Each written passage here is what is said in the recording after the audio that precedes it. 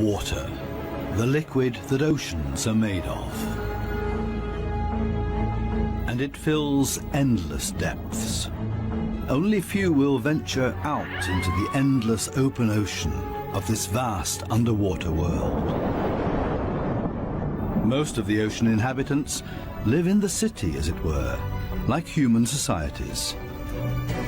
Very close together, with friendly neighbors and nasty co-tenants. While dangerous robbers lurk around at the edge of town.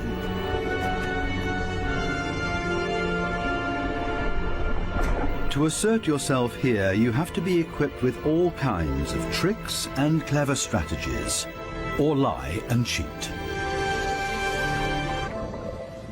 Coral reefs are the largest structures in the world. They're giant submerged metropolises.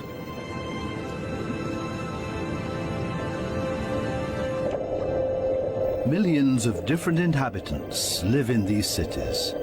A universe with coral palaces and soaring towers.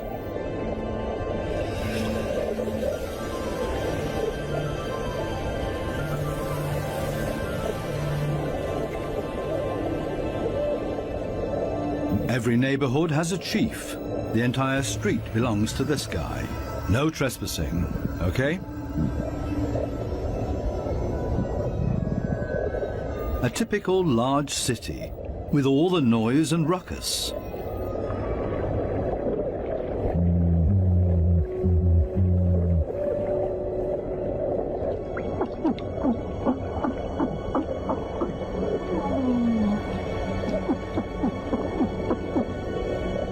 Even this little porcupine fish bleats around. It creates this sound with its swim bladder. Two small harlequin shrimps are nibbling on this blue sea star.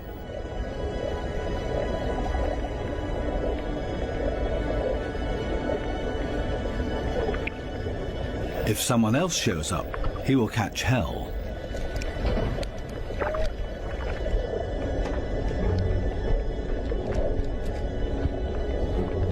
Another harlequin shrimp busy pulling a bite out of a sea star.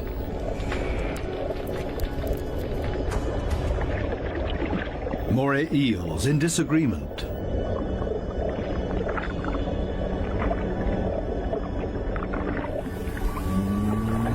A scorpion fish shuffles across the ocean floor.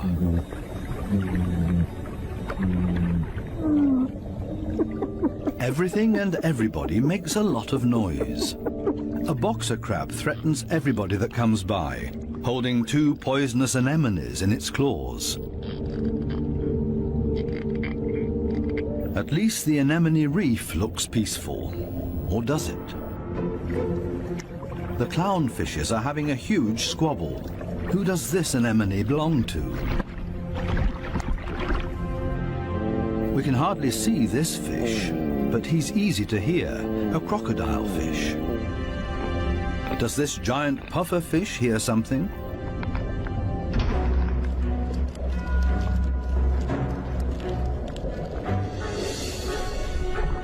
It's a ray that's getting away.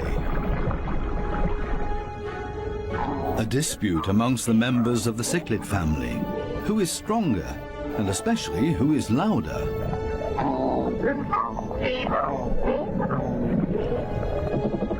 Two Walkman fish are noisily trying to woo a female.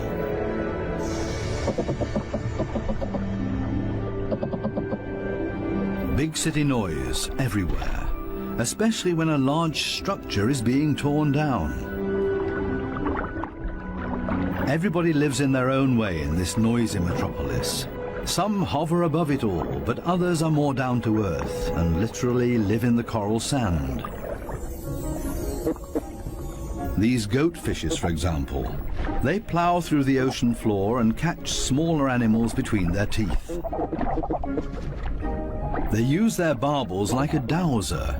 With them, they can detect even the weakest electric fields that point them towards small prey.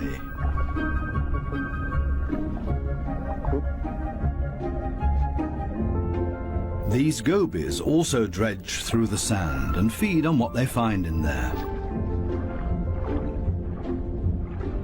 There's another way of finding prey in the sand. This blue-spotted stingray uses its wings like shovels, and there's always a chance of stealing something. While one works, others just stand by and feed on what's left over, maybe a piece of crab or a mussel. You have to be very familiar with this area to find the best morsels.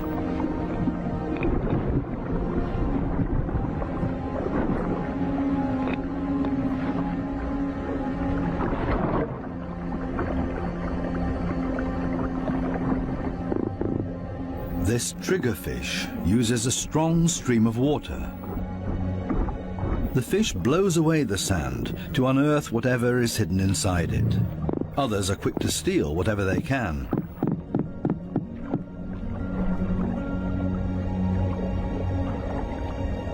The triggerfish is a commanding fish, and most reef inhabitants are easily intimidated by him, except for these strange visitors that don't seem to show fear. In any case, it's best to cover them up with sand.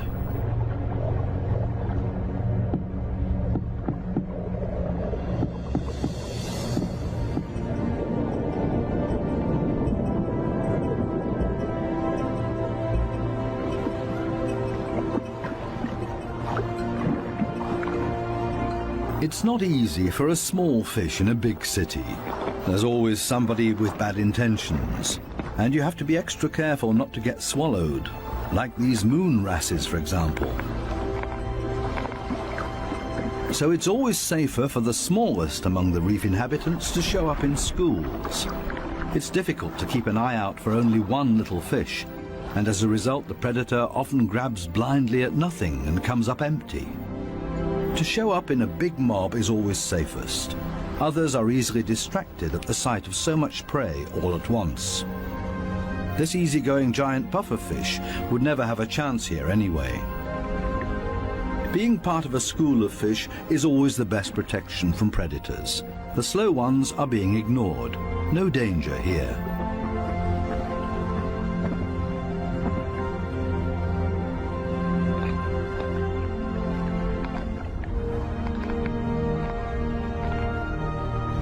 The school distributes the danger. If there are 1,000 fishes, any of them can be the target, and 999 are going to be just fine.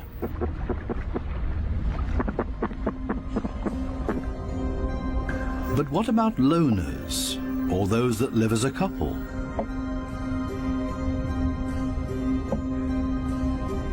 Seahorses, for example, camouflage themselves to look like the coral branches they're holding on to.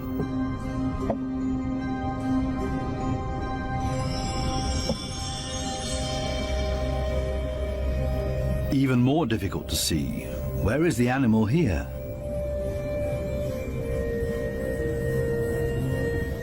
Only the eye betrays this trumpetfish's camouflage.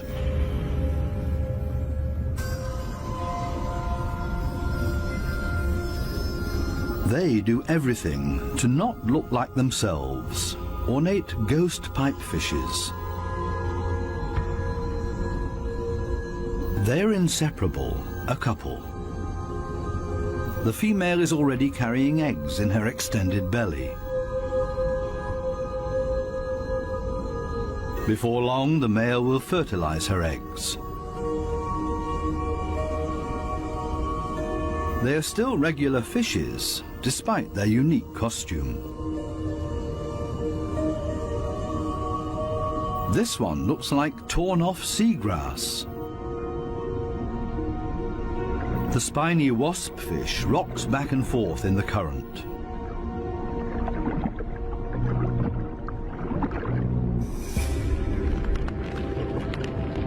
Not a monster, but ingenious camouflage. A spider crab that's decorated its head with a sponge. This will deter any predator.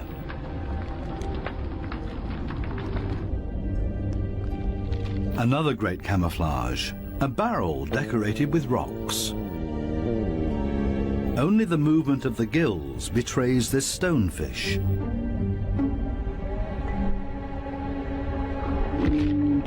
Even a smack with a fin doesn't bother him.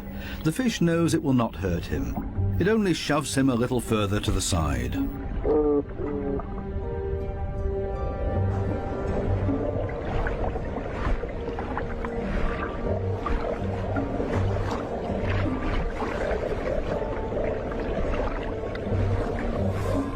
Similarly tough are its cousins, the scorpion fishes.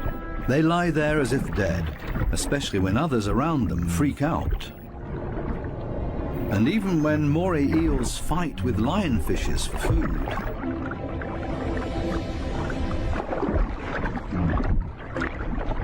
The scorpion fish lies in wait for its chance, and then immediately becomes completely motionless again.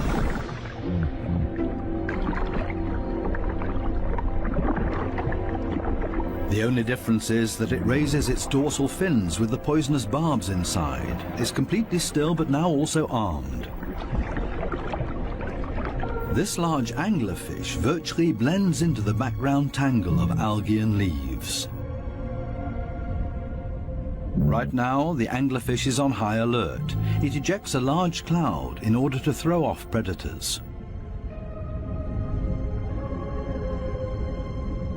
It's not the time to feed or catch anything. Its angling rod is lying flat on the fish's back. The white tip at the end of the rod is used to lure prey. The anglerfish feels threatened by something. Finally, it gives up its camouflage and moves further over, using its fins to float. As soon as the fish retracts the fins, it sinks to the ocean floor. Anglerfishes come in all kinds of shapes and sizes. Their trick is ingenious, using the angling rod as a lure. And every curious little fish becomes dinner. Many animals, including ocean inhabitants, communicate with a mixture of sounds and behavior. Everybody has to look out for their own survival in this metropolis of ocean inhabitants. But it seems maybe not quite everybody does it by themselves. The partner goby has come to an agreement with two pistol shrimps. The goby keeps an eye on things while the shrimps keep maintaining their hole. Larger rocks at the entrance are ideal for securing it.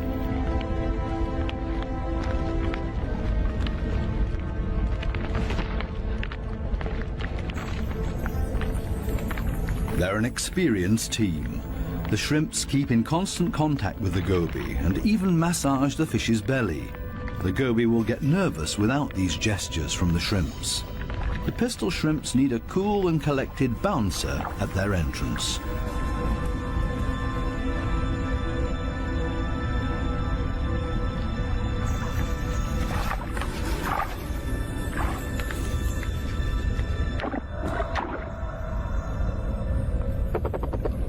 Teamwork. This is where the anemones settle with their poisonous tentacles. Whoever gets caught by those will pay for it dearly or lose their life.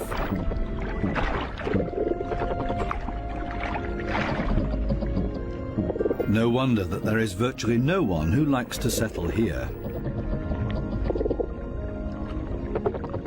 The little clownfishes are the only ones that know how to deal with these tentacles. They cover themselves with the slime of the anemone's tentacles and are protected from the poison. The clowns are safe in here, and in return will protect their anemone as well as they can. This seems like a sensible deal. But on occasion, the anemone will pull the tentacles inside its column-shaped body, which means the clownfish's home is gone. When this happens, they panic and look for another anemone that they can hide in for the time being. Unfortunately, this one is already occupied, and the next one as well, and this means having to fight its current owner. There's much to lose for the clowns. Without the anemone, they can't procreate. The clownfishes attach their eggs to the bottom of the column-shaped foot of their anemone, hidden behind the poisonous tentacles.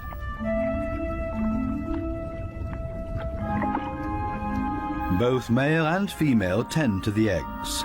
They fan fresh water on them. The eyes of the babies are already clearly visible. The clowns are very protective of their eggs.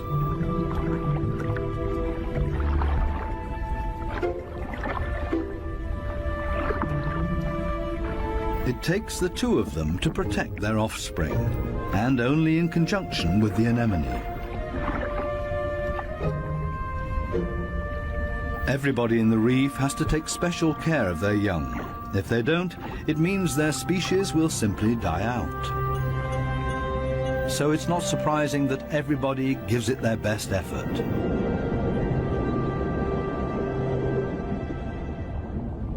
This triggerfish has hidden its offspring in a small hollow in the sandy ocean floor, and this means having to constantly protect this open egg site. On occasion, they blow and fan the eggs, but mostly they keep an eye out for predators. This means grave danger. One of the sea urchins is wandering straight towards the nest. The eggs have to be protected at all cost, but how? The triggerfish seems to consider the alternatives.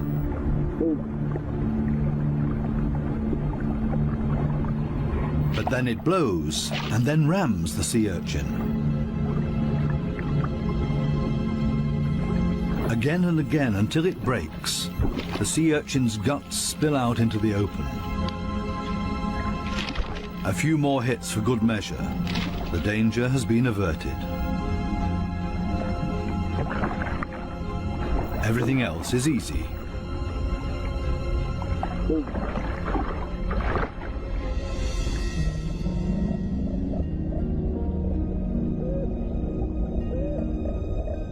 Two little damselfishes cling to a coral branch, a pretty and obviously inseparable pair. They appear to have something important to do. And there it is. The female has been laying eggs and glued them to a coral branch. Over and over again, both of them sweep past the eggs to keep them clean. Two very busy parents in the middle of town. Not far from them, the same kind of damselfish, but this one is feeding on the eggs, not tending to them. This damselfish's priorities have changed. Its partner is gone, and it's impossible to bring the eggs through by itself. So it feeds on its own eggs to at least recycle the nutrients.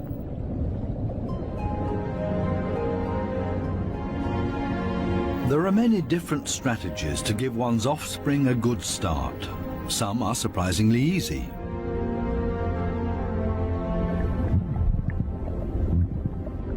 The mass mating of the black sea breams. The males are so generous with their sperm that often a cloud of it will engulf the entire wedding party.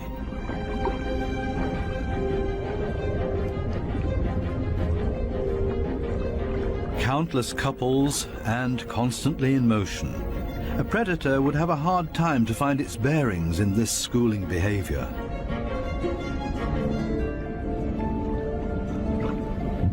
The fish's instincts cause them to mass mate in order to ensure the survival of their species.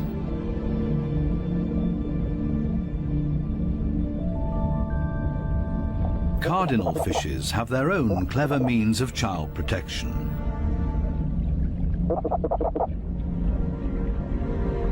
It's not time yet. The couple are still flirting and courting with each other, going around and around.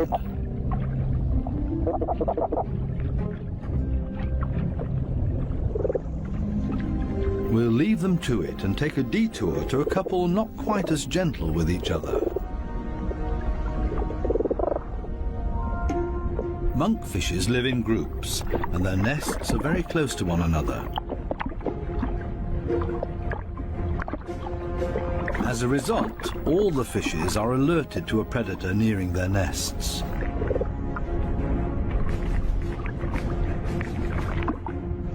Hermit crabs love to feast on the eggs of the monkfishes, so the protective parents are all getting nervous.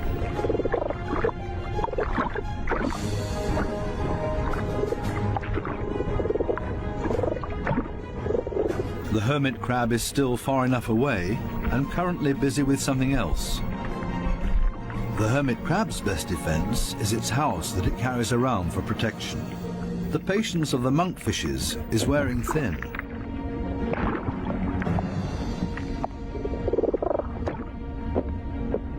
Now everyone attacks in order to bowl the crab away from their nests.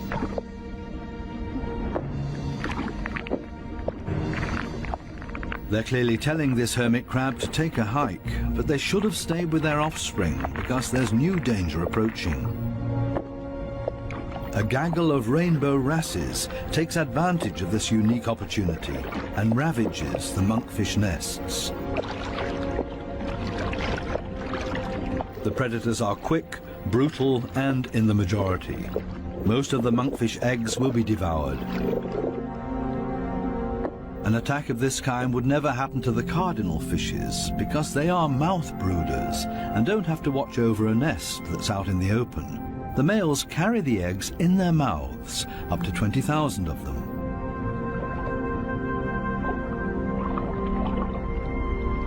A mobile nursery. They're safe here in their father's mouth, unless, of course, he gets eaten.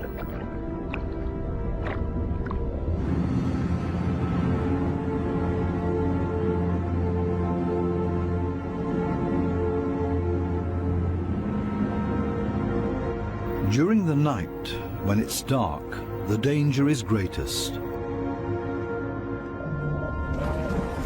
These underwater cities have a very active nightlife with special attractions. Basket starfishes come out and sit in the current. It's a night-active type of brittle star. With their arms full of tiny little hooks, they filter plankton out of the water to feed.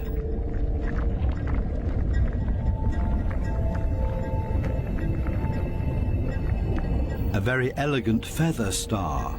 It's on the move to find a better spot to filter plankton.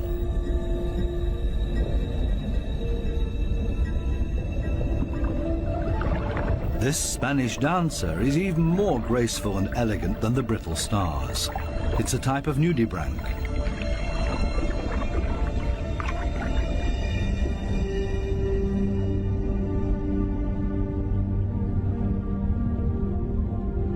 The giant pufferfish is relaxed and spends the night dozing off on the sandy bottom. Others prefer the safety of their quiet bedroom, a surgeonfish. Everybody settles in for the night as comfortably as possible. The parrotfish tucks itself away in its mucus cocoon for protection against predators. Everybody's sleeping arrangements are different. The poor triggerfish has to stand guard by its nest all night long. There's no time to rest.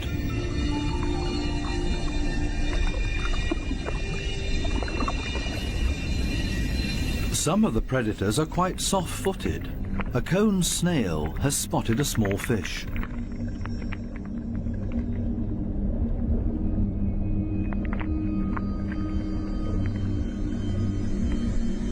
The snail is fast, and the prey disappears in the blink of an eye.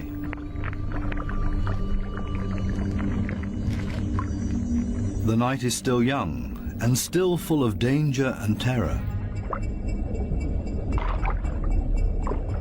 These lionfishes pose danger to the cardinal fishes.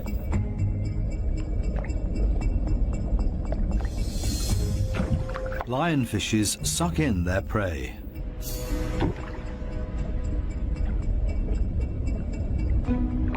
Even if they choke on it.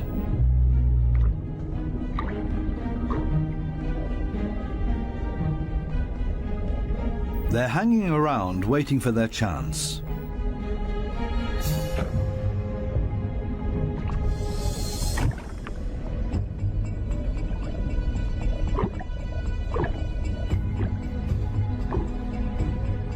This poor cardinal is sideways in the lionfish's mouth, eggs and all.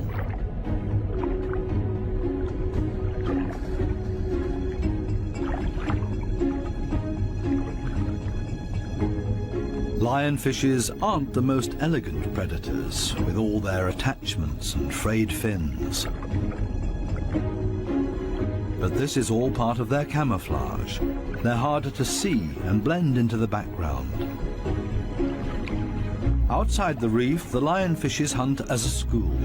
They drive their prey towards one another with their fanned-out fins.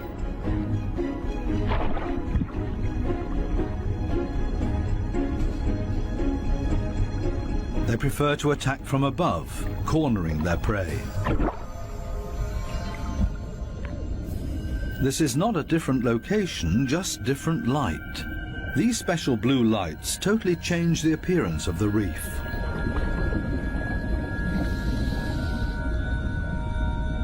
Now we can see that the coral polyps are bright red, and they clearly stand out from their environment.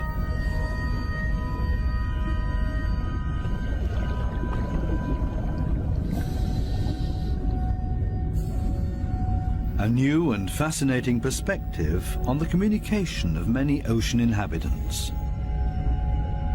And suddenly an eruption of sorts.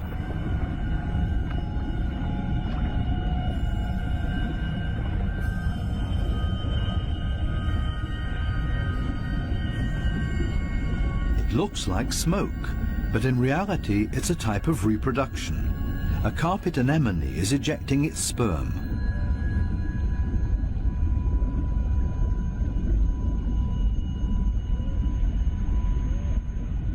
In the blue light, it looks like a dramatic eruption.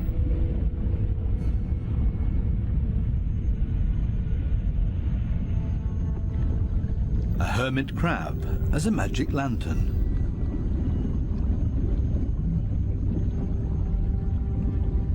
The blue light brings out these colors.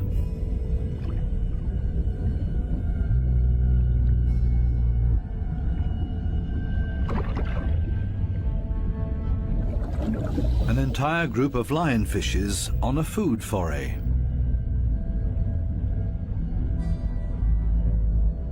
The animals don't seem to know any fear.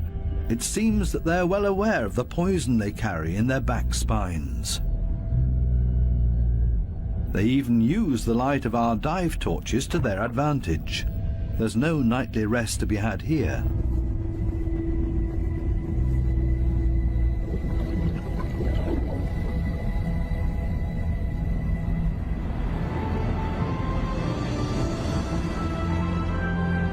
With the first daylight, new life comes into the reef city.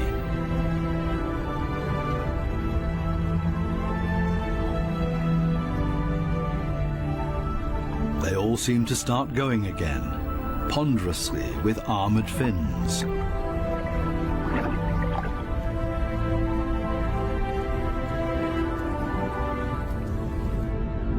As pedestrians, and as light and quiet as possible.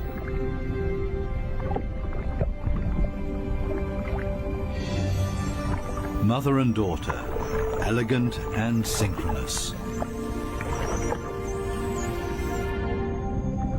Some have to hustle along on 10 legs. This spider crab runs straight into a brittle star gathering. A giant smash-up in the early morning. Wildly flopping around, everybody tries to get away.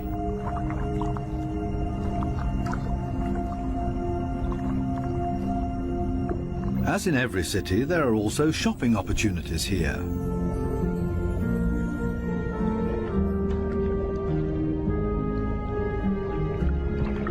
This moray eel knows her shops well. She rushes to her favorite store every morning. The same with this blue-spotted ray. But they haven't opened yet. It leans on one fin as if to say, it's waiting.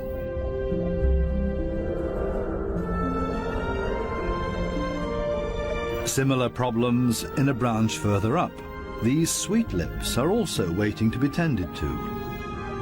Here they come, a little late this morning. The small, cleaner wrasses are starting to open their shop and are hungry. They're ready to rid their customers of parasites. This ray is also being served. It likes to have its gills cleaned. This is a barter business. One side gets cleaned, the other fed. A very fair deal. Clownfishes seem to be excluded from this business because they can't leave their anemone. In their case, the cleaner fishes make house calls.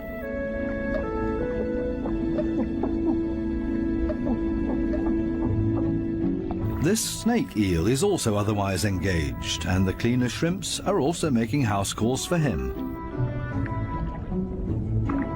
Finally, it's the moray's turn. It has a lot of nutritious freeloaders on its skin and in its gills.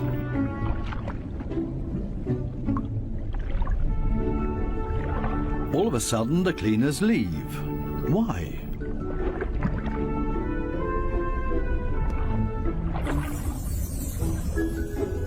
This Titan triggerfish is no better off.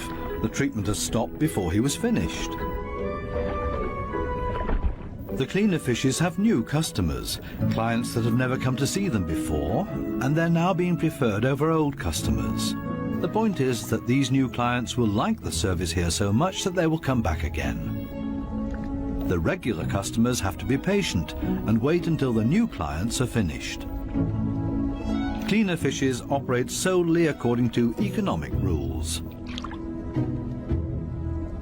This guy has also come for the first time and quite enjoys their service.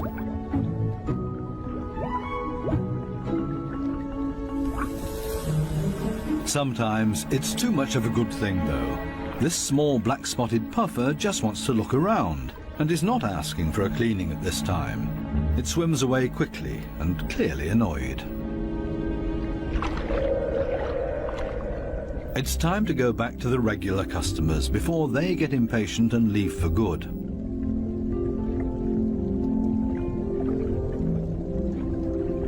Digging deep where the gills are dirtiest.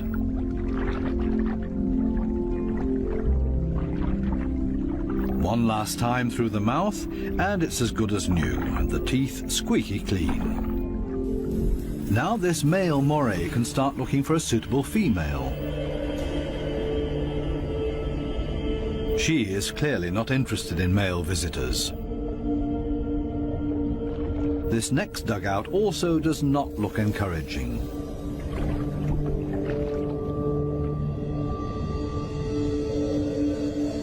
These two have already found each other. A strange pair with a triggerfish as roommate. They seem to get along just fine. It's difficult to cut in as a stranger.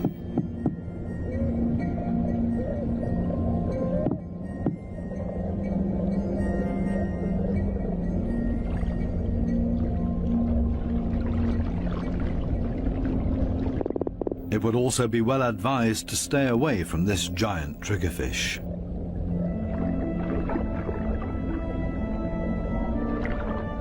This, on the other hand, might be a different situation.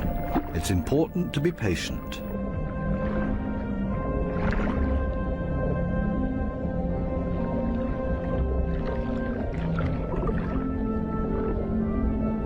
This female moray does not seem to be too reluctant. She's showing her teeth, which is not a sign of aggression, quite the opposite. She finally agrees to a date.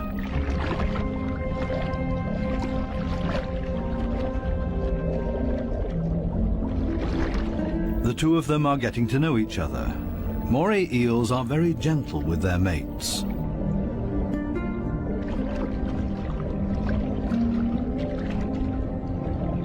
And they're good for another surprise, as partners of a phenomenal hunting party.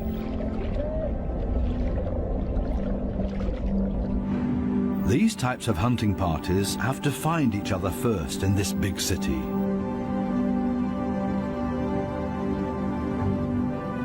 The right place for the moray and her partner. The morays cooperate with the groupers. It's not so far-fetched. The grouper hunts in the open and the moray inside the reef. The moray is able to get in between cracks and crevices that the grouper can't get to. Together, they're a strong team. a grouper that's trying to convince this moray to hunt with him. The grouper signals this to the moray by rocking back and forth and shaking for all it's worth. All for nothing. This moray doesn't understand and stays in its cave.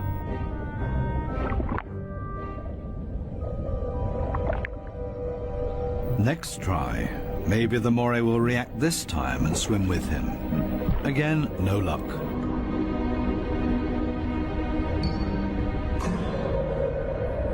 Finally, this moray seems to understand the grouper and is hungry. The grouper tilts its head and the moray accepts his invitation. Together they swim through the reef. The moray prefers to swim between the dark alleyways, and the grouper decides it's safer to stay on the main streets around the reef. This is not the right place. The grouper expected to find scared prey here. The moray takes a break and waits. It's not going to happen this way. Again, another invitation to go.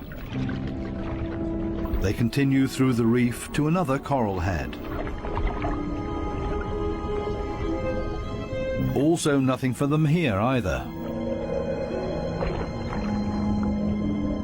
The moray is getting ambitious as well now and initiates a hunt on her own.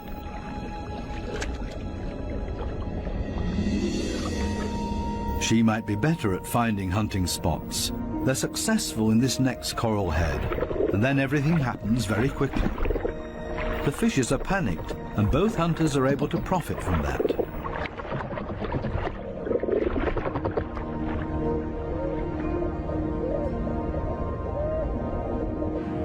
This coral city offers living space for millions.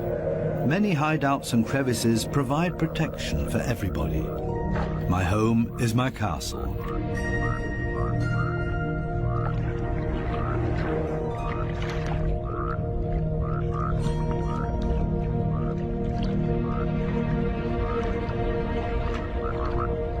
While some escape between sharp corals, others curl up in a ball.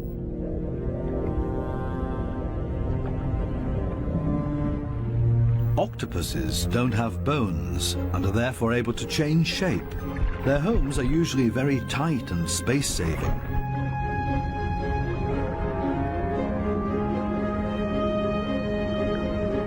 They like to live a bit further apart from their neighbors because they're not necessarily always friends with one another.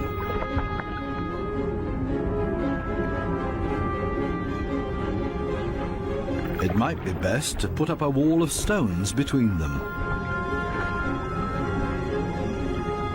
The ocean offers many hideouts, which is synonymous with survival for many ocean inhabitants.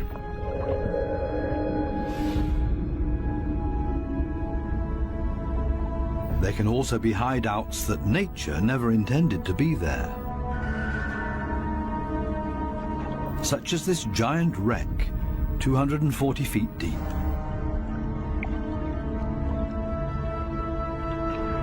A research submarine on its way into the deep comes across a sunken freighter. It's an artificial world with countless nooks and crevices to offer protection and a home for many ocean inhabitants.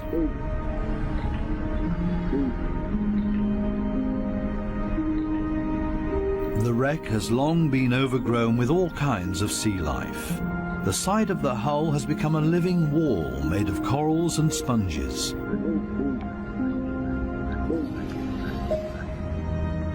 Sunfishes, with their odd form of movement, patrol this area. They're looking for jellyfish.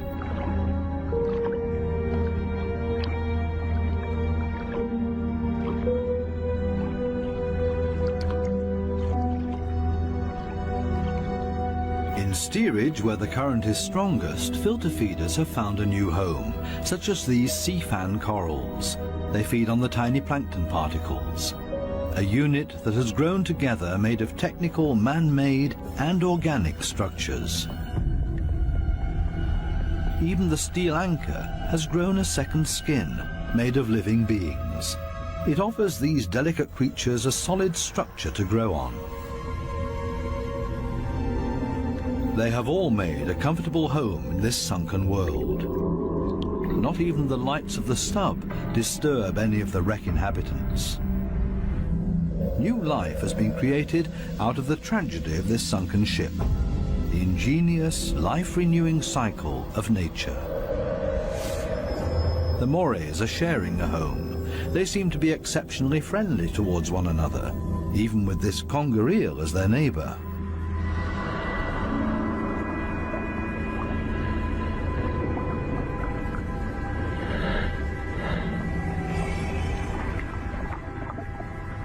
Even the octopus remains unharmed by the morays.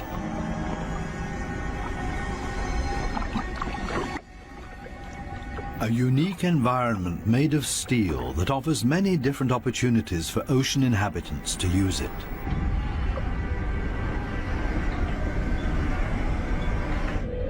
Even this fishing net offers a conger eel a place to hide.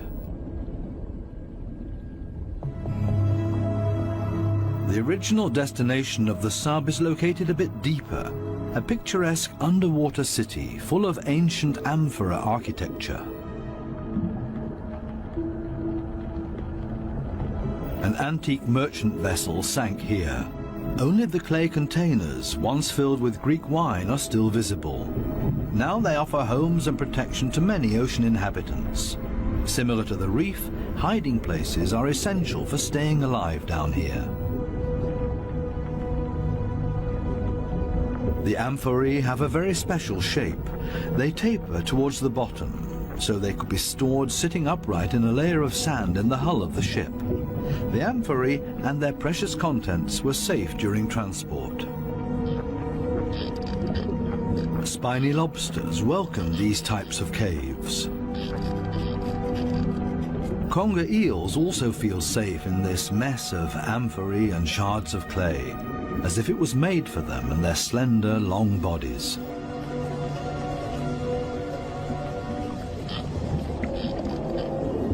The city of amphorae on the ocean floor provides countless opportunities to observe, disappear, and be unseen.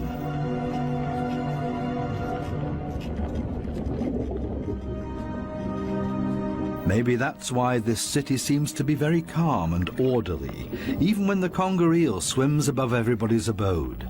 Nobody panics because they only have to withdraw slowly into their homes and are safe. The same goes for this forkbeard.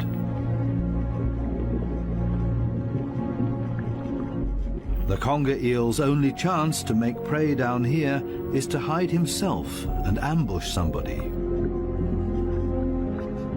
The sunfishes also don't have much luck feeding here, for the same reasons as the conger eel. On the other side of the globe, the Spencer Gulf in southern Australia. Every year, hundreds of giant cuttlefishes meet up to mate. The rocky seabed offers great holes and caves to hide the eggs.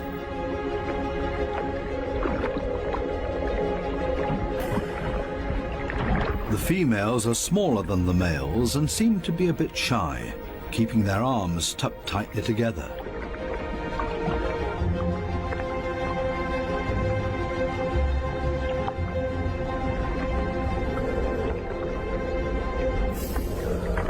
The males, on the other hand, present every bit of themselves openly to impress the females, but also other males that are potential rivals. When the going gets tough, it's always a good idea to hide behind the safety of a cloud of ink.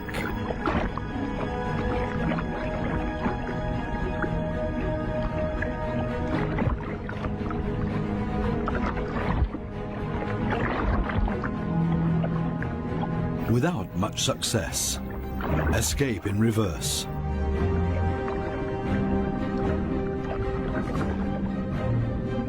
Only the strongest of them have a chance with the females. He's a winner and courts his female by changing his color to interesting stripes.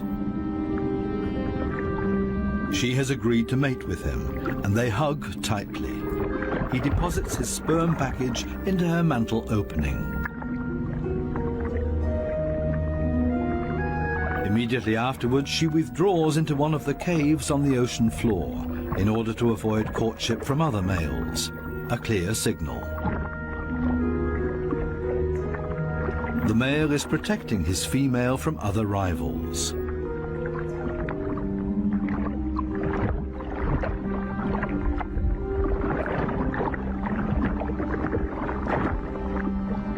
But there's always the unexpected. A so-called sneaker male tries to cut in. This male is much smaller and pretends to be another female by acting like one, very demure and shy.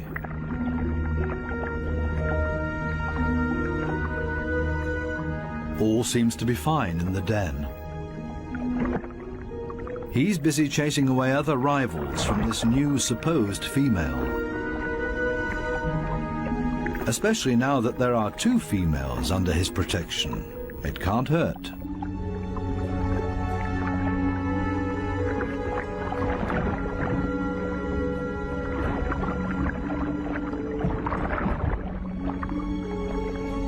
The two supposed females on the bottom below him are getting closer to each other, the sneaker male and the female.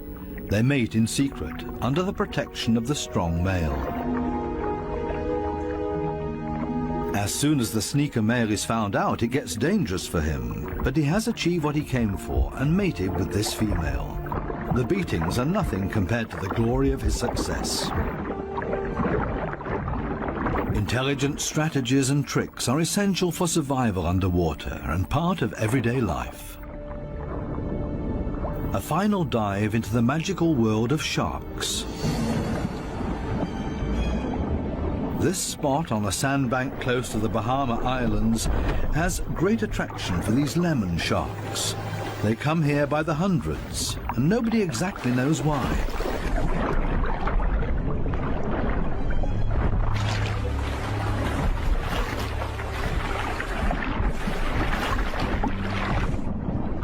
This sandy plateau in the middle of the open ocean is easy for scientists to get to.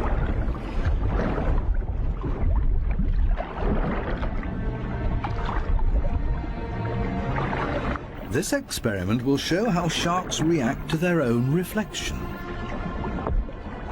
The metal mirror stands upright on the seabed.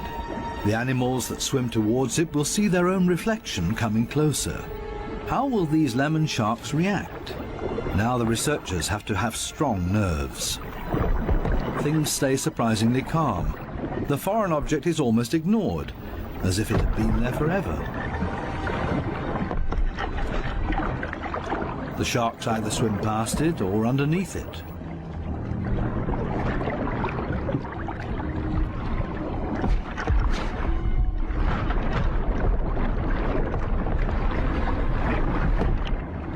The scientists expected a bit more, and soon the sharks lose all interest in the mirror.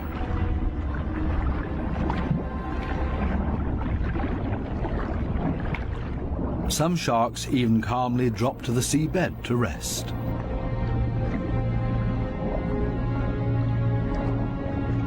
The only ones alarmed by this behavior are the remoras that like to keep moving.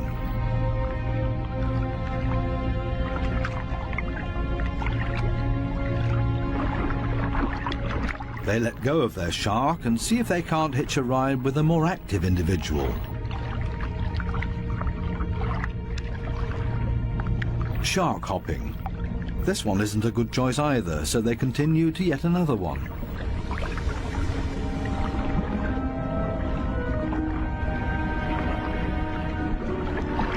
All of a sudden something happens to the mirror, and the peaceful afternoon on the sandbank changes quickly into the complete opposite. The rope that the mirror is attached to loosens and the mirror falls over.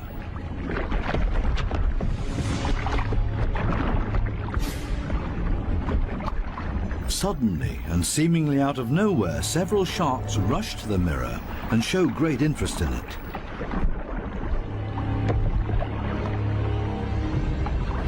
They smell and touch it, and they get more and more excited.